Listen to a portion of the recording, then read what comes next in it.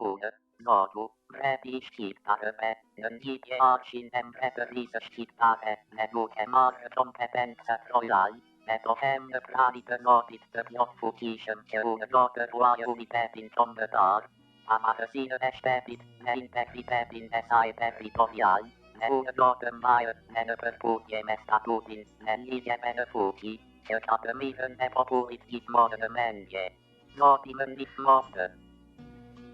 Zog I was born on October 8, 1895, in a tribal village where men gauged wealth in pistols and spent the day gambling with bullets. A village where women ground maize and cooked it over an open fire for dinner, where ferns and brushwood were used for bedding. At the age of 11, he was taken from his parents for an education in Istanbul. The city of the Sultan was impressive, but Zog never doubted his loyalties. When, on his 17th birthday, the First Balkan War broke out, he returned home to defend his tribe from oncoming invaders.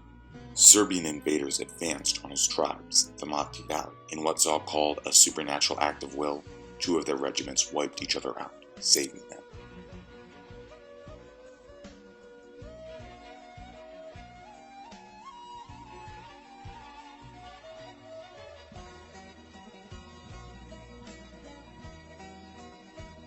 Within a year of him arriving home, Zog led a national congress in creating a provisional government with him as interior minister. Defeated, the Italian occupiers left, and for 6 years, power went back and forth in the provisional government Zog created. When he was 30, he assumed the role of head of government. His most notable move as president was the Pact of Tirana, which cemented a friendship between the Italians and the Albanians. With the scratch of a pen, Zog doomed the Albanians to a future of Italian domination, but his days in Albania were far from over. On August 25, 1928, Zog expressed his desires to be king.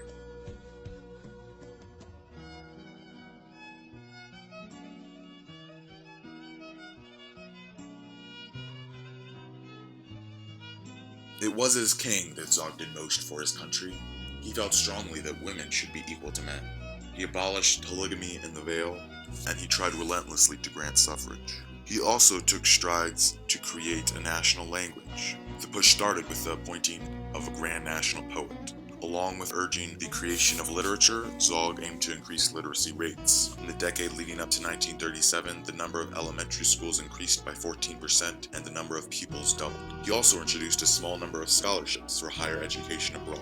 This created approximately 5,000 new jobs from 1928 to 1938. His next reform was the Agrarian Reform Bill, which restricted landlords, mainly tribal leaders, to only 40 hectares of land. The rest was distributed among peasants. With 50 million francs borrowed from Italy, Zog turned to another problem: the horribly planned mule trail crumbling dirt roads that made up the transport system of his country. Half of Italy's money went to hundreds of miles of roads and bridges. The rest went to filling them. Over 10 years, the number of cars in Albania grew from 3 to around 2,000. He also hosted Albania's first air monopoly in Tirana, with flights to 4 Albanian cities and Italy. As president, Zog had been faced with a stagnant economy. This time his solution was tourism.